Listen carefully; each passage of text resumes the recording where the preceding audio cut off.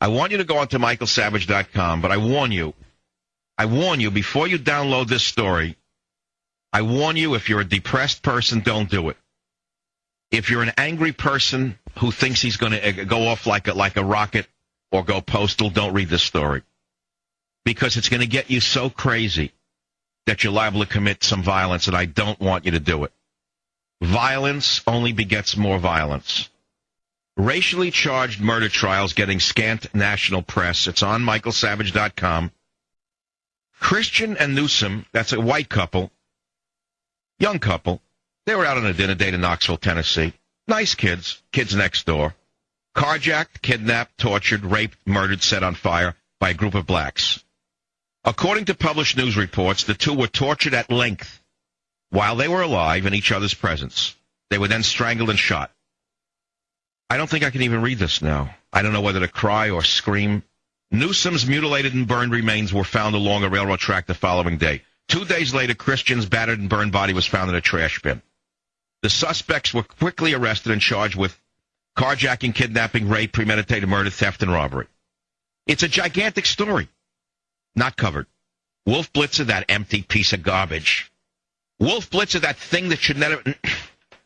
I can get myself in real trouble right now if I actually told you what I think of these people. So I'll go on with the story.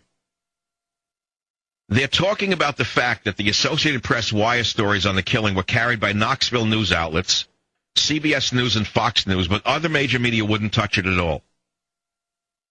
Search of the Nexus database found that the May 8th story on this website, aside from this one, no other major media outlets have reported the case. ABC, CBS, NBC, CNN, and the New York Times would not return calls. They wouldn't cover it. However, conservative talk host Michael Savage said on his May 9 radio program that the Knoxville situation got me sick. So they called up a professor of journalism, don't you know, by the name of Robert Zelnick. And he's at Boston University. Probably dresses correctly, Mr. Zelnick. Oh, yeah, dresses British. Knows how to make a tie. Knows how to smile at a cocktail party with politicians, Mr. Zelnick.